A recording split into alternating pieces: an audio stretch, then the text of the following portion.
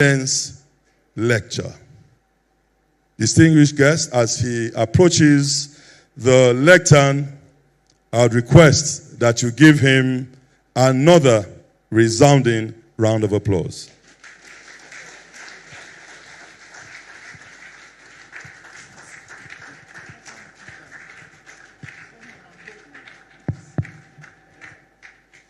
Thank you very much.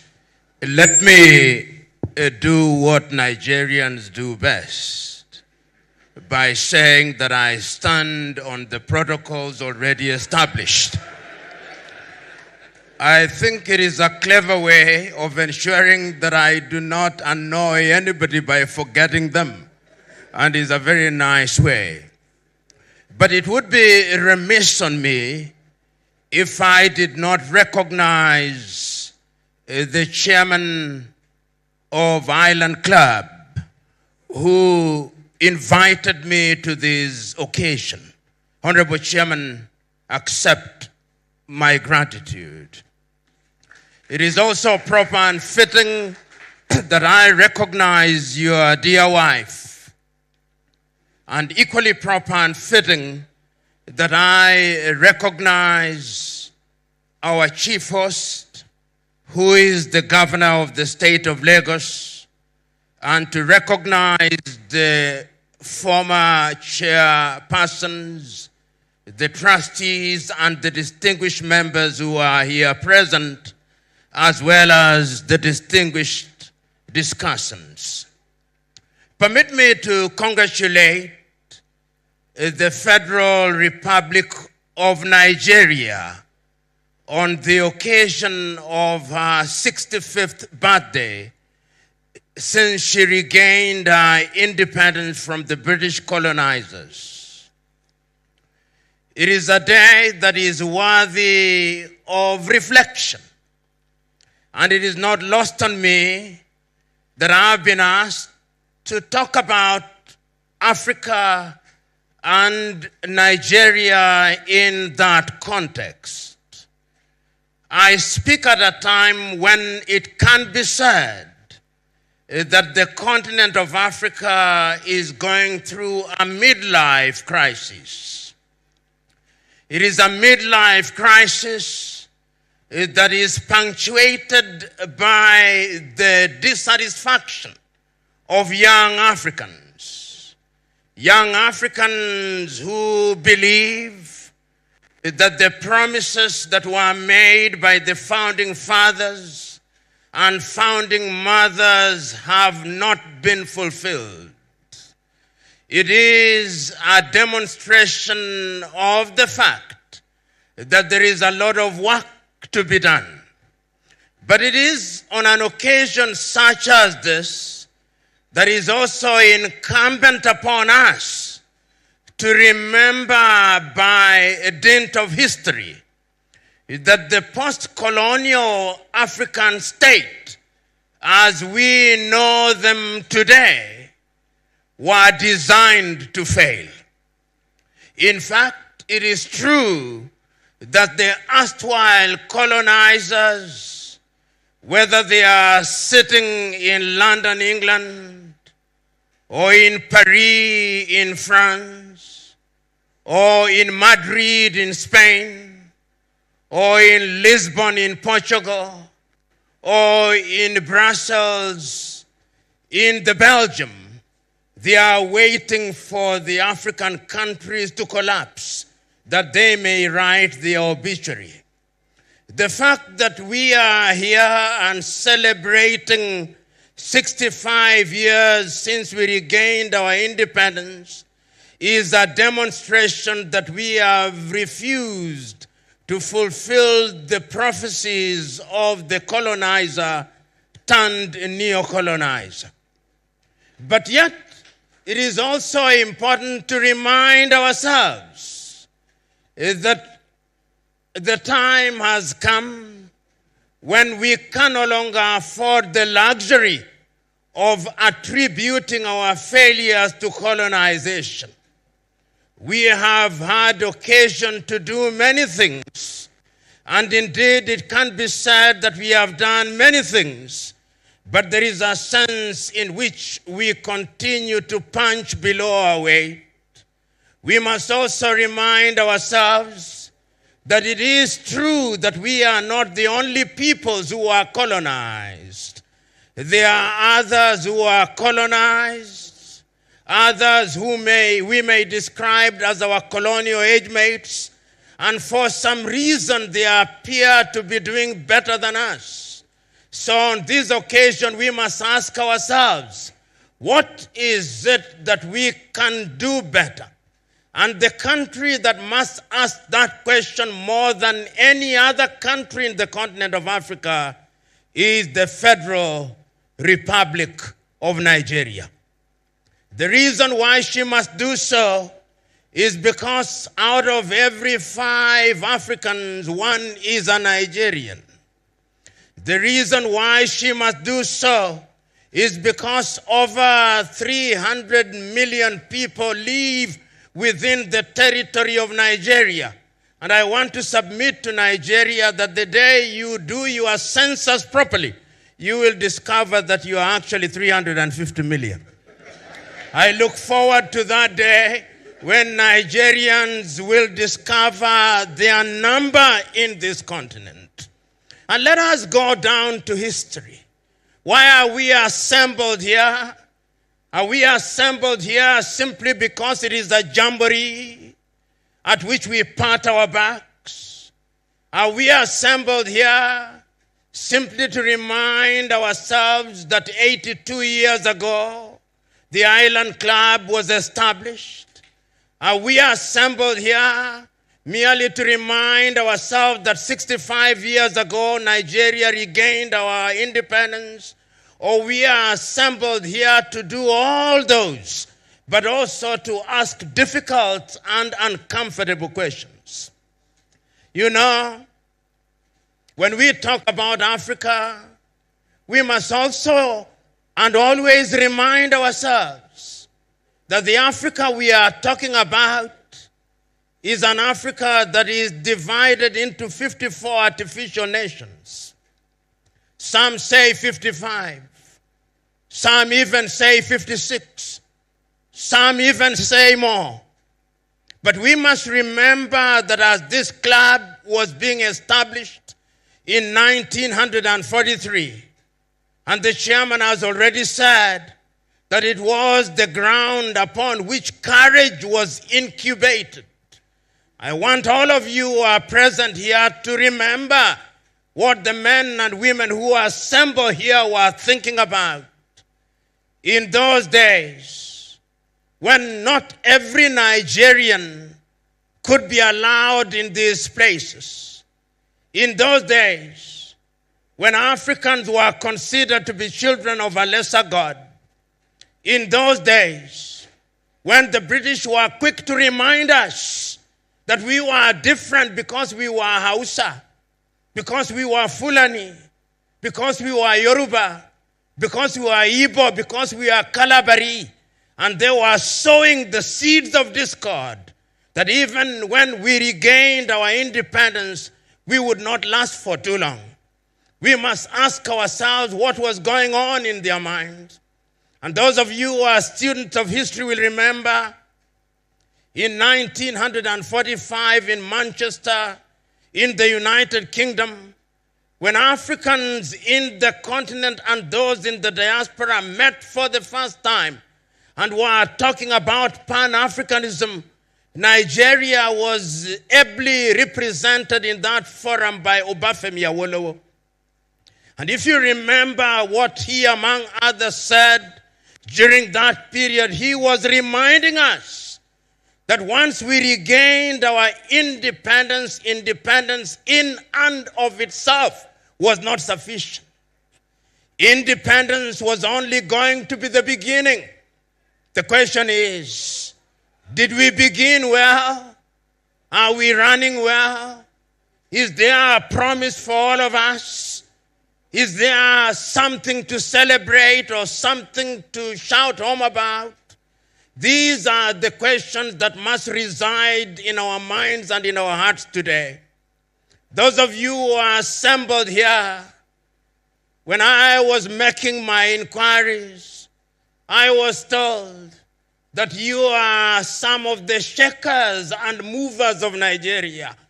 The question that you must ask, what are you shaking and what are you moving? If you are shaking something, is it something that is going to benefit Nigeria? You must remember, is it your own Chinua Achebe who said that the man or woman who shakes the iroko tree only ends up shaking his buttocks? Is it your buttocks that are shaking or you are shaking Nigeria? These are the uncomfortable questions that you must face. And you know, as we are assembled here, there is a sense in which there is discomfort in the continent of Africa. We are assembled here in Nigeria, but Africa is not at ease. If you thought Africa was at ease, go to the Sahel. The insurgency is there. The young men and women who are dying on a daily basis. Africa is not at ease. Go to Sudan.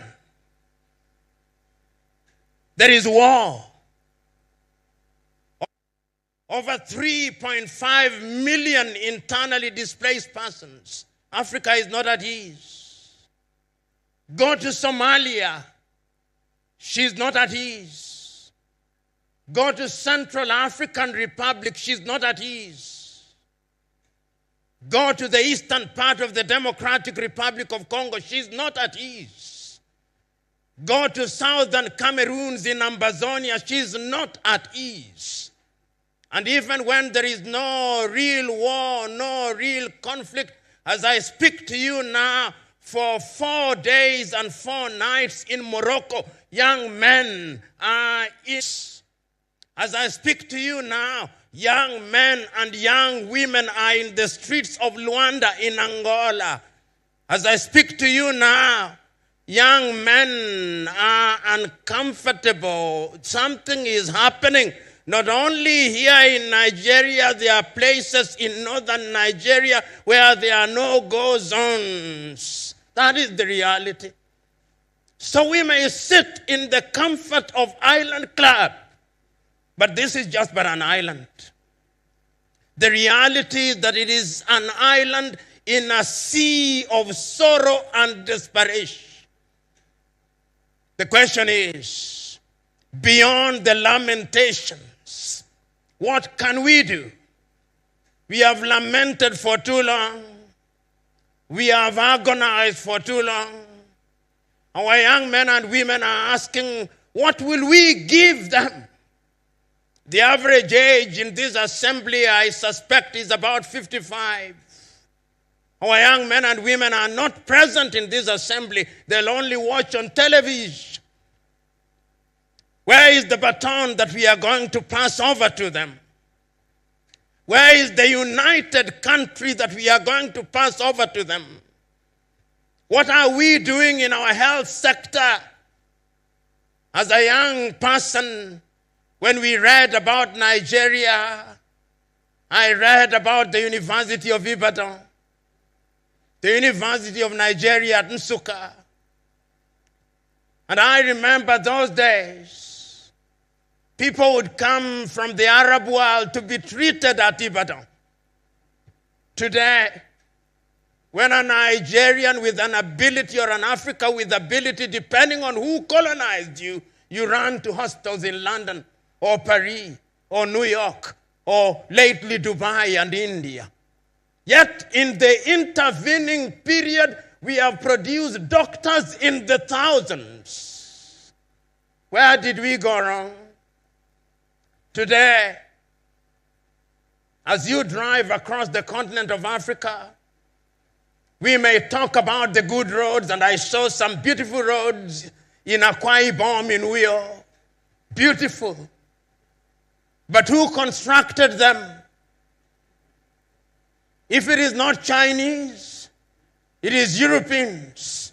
In the intervening period, we have produced civil engineers whom if you do not address as an engineer, he'll have a quarrel with you. What became of us? These are the questions which are uncomfortable, but we must ask. I'm booked in a hotel room here in Lagos. When I look at the free water that is given to me, bottled water, it is Evian, a product of Coca-Cola in Lagos, Nigeria, Africa's greatest country, even water. And it's not only in Nigeria, it is in Nairobi, Kenya, it is in Accra, Ghana, it is everywhere, even water, 65 years after independence. When I ask for coffee, I get coffee Nescafe from little Switzerland. That is the state in which we are. What went wrong? Those who love Africa are asking. These are the uncomfortable questions that we must ask. Because if we don't ask them, we'll not get an answer. So we are here to remind ourselves that there is work to be done. How is it that when I was a high school student, the literature that I read, it was Wole Soyinka with The Road and the Interpreters, with Kongi's Harvest. It is Flora Nwapa that I read with Efuru. It is Chinua Achebe that I read with Things Fall Apart, No Longer at Ease, Antilles in the Savannah. It is Eleki Amadi that I read with The Concubine. Today, when I travel across Africa and I ask, do you know Chinua Achebe? Do you know Wole Soyinka? No, they don't. What happened to us? When I read history, we were taught about Nnamdi Azikiwe. And we called him even in Nairobi, Kenya, Zik of Africa. We are taught about Sir Ahmadu Bello, Abubakar Tafawa Balewa, Obafemi Awolowo. Later we learned about Olusegun Obasanjo. Agui Ronzi, whether you like them or not, is a different debate, but we were taught them. Today, you go to the capitals of Africa, you go to Benin, and you ask the Beninois, who is the president of the Federal Republic of Nigeria, 8 out of 10 do not know and perhaps do not care. What became of us? Why is it? Last week, there was the United Nations General Assembly. Even when the President of the United States of America was insulting everybody, African leaders sat there. But when their fellow African head of state is talking, they are busy doing other things. Who cast us? Who bewitched us? These are the uncomfortable questions that we must ask here. We have been too nice to each other for too long. The net effect is that if you go into any African environment, if you go to any African school and you ask young men and women, do you want to leave Africa? 9 of them want to run away. That is why they are dying in the Mediterranean Sea. That is why they are dying off the coast of Senegal. That is why they are being humiliated at embassies. You go to the embassy of any Western country, in any African country, and you'll see the humiliation. They ask you, even your great-great-grandmother, who died long before you are conceived as an idea. Those are the circumstances in which we find ourselves. On average, many of you who are present here, allow me to be morbid, in the next 40 years, you'll be upstairs. The question is, what are you leaving for your children and children's children? What is it? These are the questions. These are the uncomfortable questions that we must ask. And these questions must be answered by Nigeria primarily. I've said not once, not twice, but times without number, that the day Nigeria wakes up, that is the day Africa wakes up. You know, a friend of mine once told me, if you go anywhere in the world and you do not find a Nigerian, run out of that place. There is nothing there. And those of you who have had occasion to travel, you go to different parts of the world, you look for the best doctors, Nigerian. Look for the best engineers, Nigerians. Look for some of the best lawyers, Nigerians. The Nigerians are everywhere doing great things across the continent of Africa. And whenever Nigeria has decided to provide leadership, Africa has changed. You ask the Liberians with ECOMOG. When Nigeria stood up, that country was stabilized. When there was mischief in Banjul in the Gambia, and Nigeria stood up, that country was stabilized. When Nigeria did not do as well as she should have done in the Sahel, the problem is not stabilized. The question is, why is Nigeria a reluctant leader? Nigeria should be the leader economically. You know, when Nigerians say, and they debate with South Africa, and sometimes with Egypt, which is the biggest of the economies, I laugh.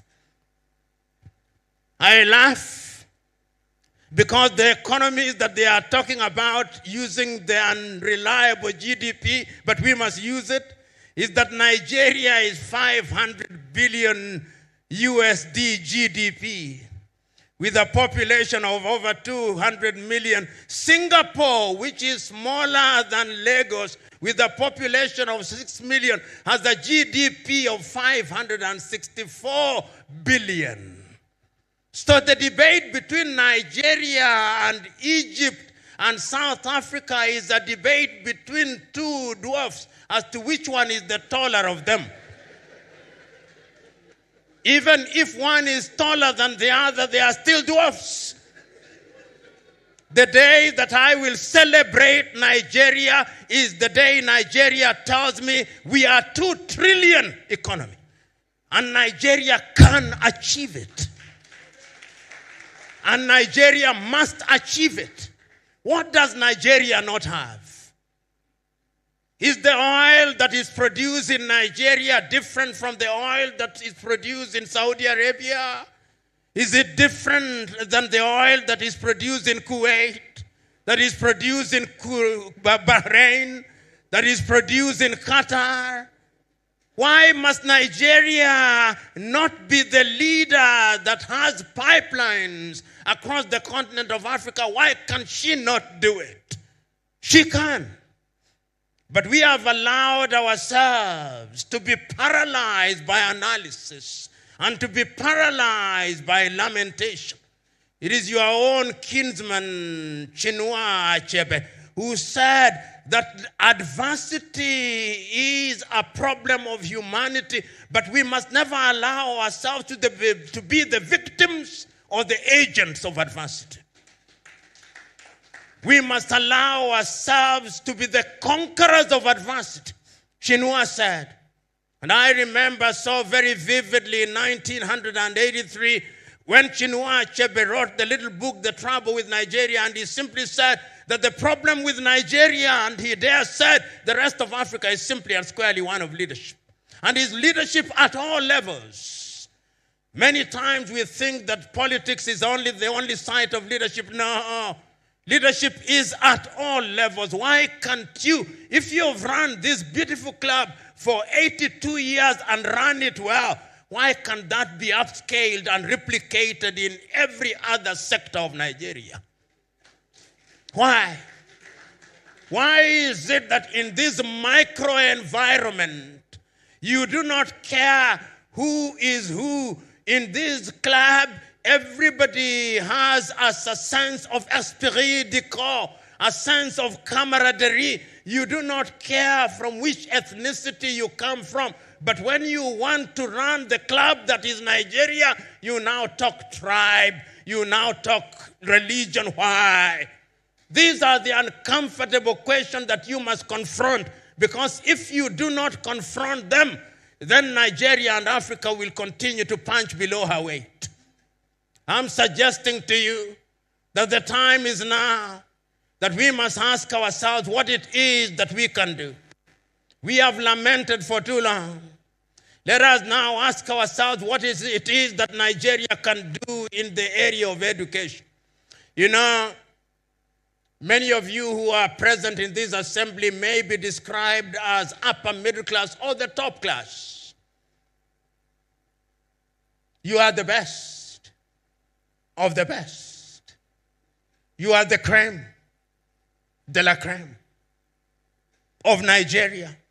And when you are the crème de la crème of Nigeria, it means you are also the crème de la crème of Africa. But the question is, does Africa feel you? Does Africa feel you in the area of education? You know, not so long ago, I was at an African university. And at that university, they said that their greatest desire was that they wanted to be like Harvard and Cambridge. And I said, why do you want to be like Harvard? Why do you want to be like Cambridge? Why can't you not just be you? One of the things that we Africans must do is to exercise the ghost of low self-esteem and to wear the spirit of self-belief. The day we do that, that is the day that Africa will begin to grow. One of the things that gladdens my heart when I come to Africa, to West Africa, and particularly to Nigeria, is the manner in which the Nigerians dress. It gives one authenticity. It gives one confidence. But the question that I ask, are the clothes made in Nigeria? And if they are not made in Nigeria, it means the jobs are not in Nigeria. We have exported all our jobs to China. I'm asking us that if Africa and Nigeria is to be resuscitated to realize our potential, I want to see Nigeria grow in higher education. The other area in which Nigeria must provide leadership is in the area of the economy. You know, not so long ago, Nigeria was just about to provide leadership once again. And there was going to be a currency in this region called the eco. And we were all happy, those of us who love the continent of Africa. We were looking forward to the day when you would come here and I would have the eco, not the dollar. Something happened.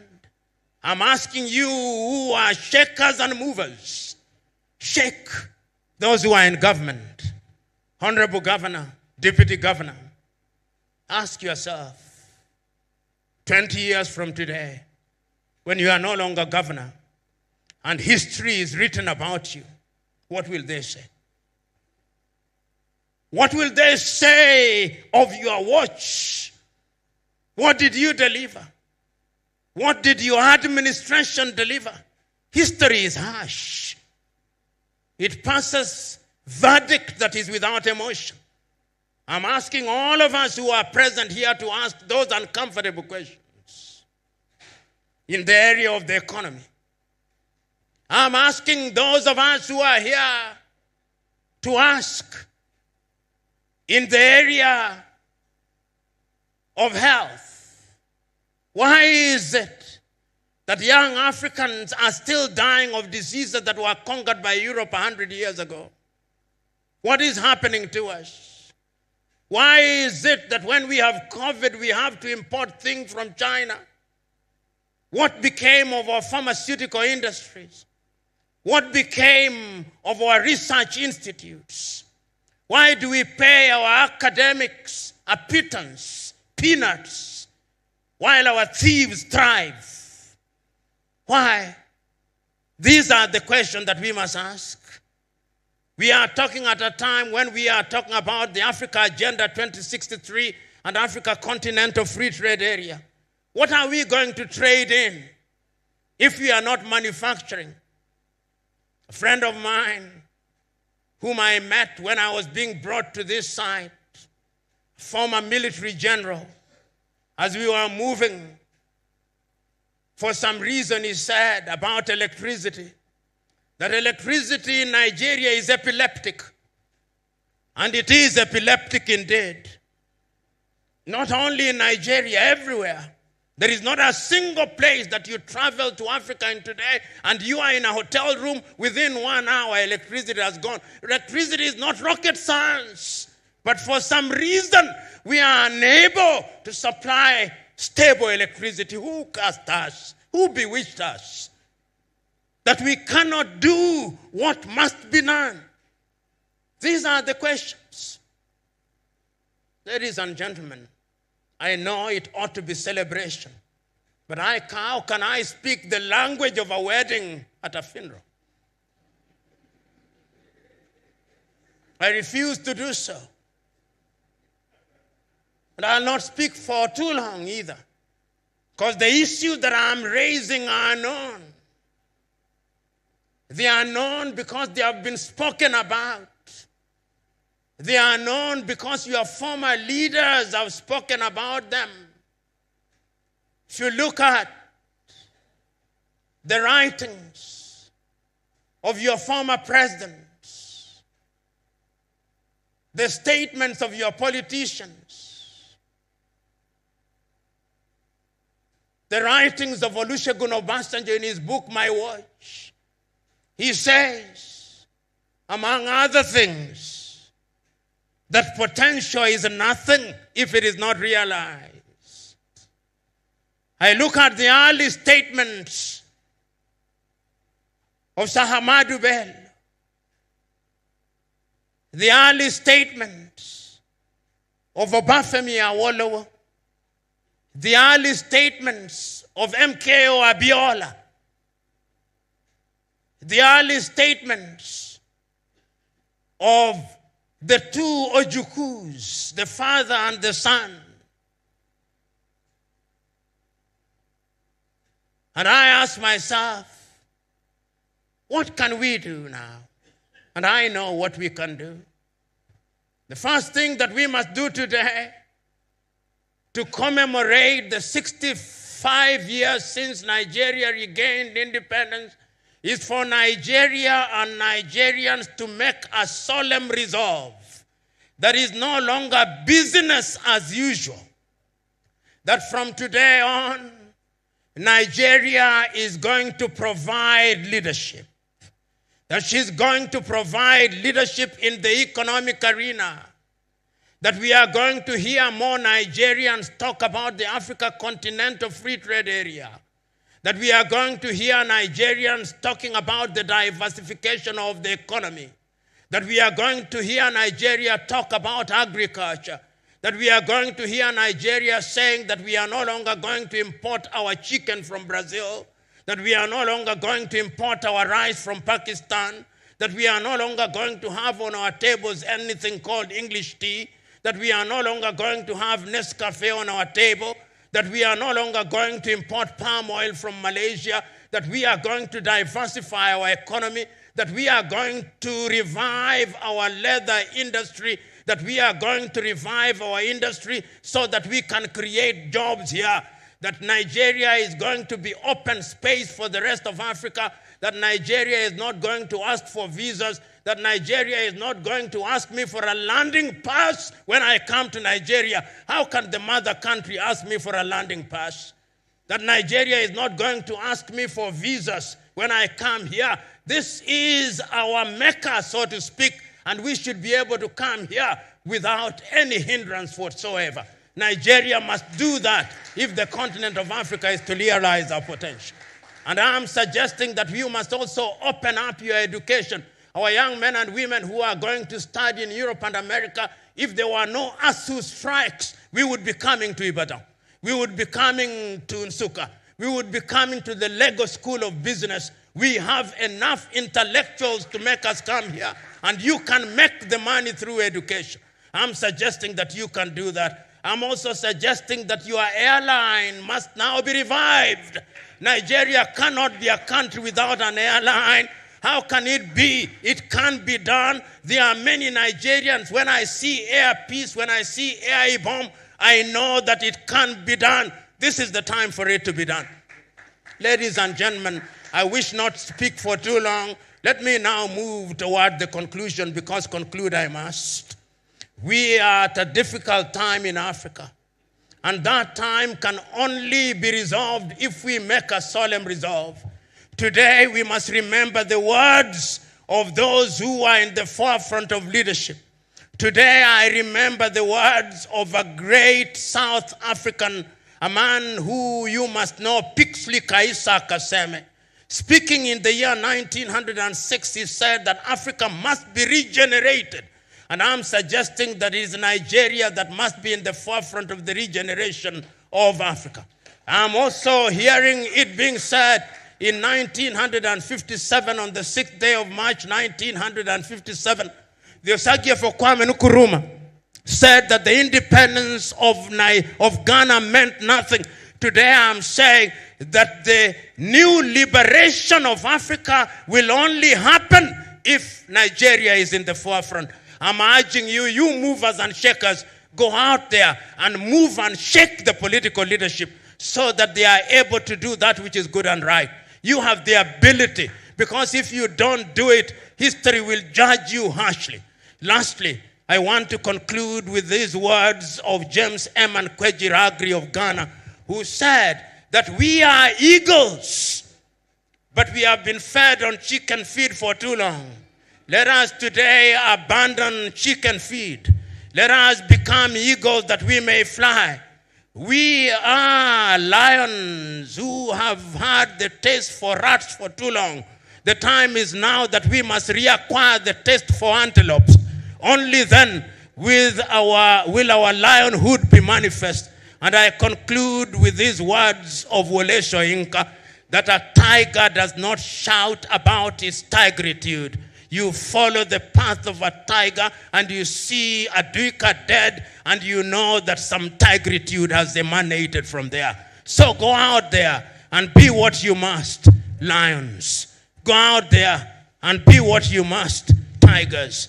Go out there and be what you must, eagles. It can be done and it must be done, and it is you whom are movers and shakers who must do it. God bless you.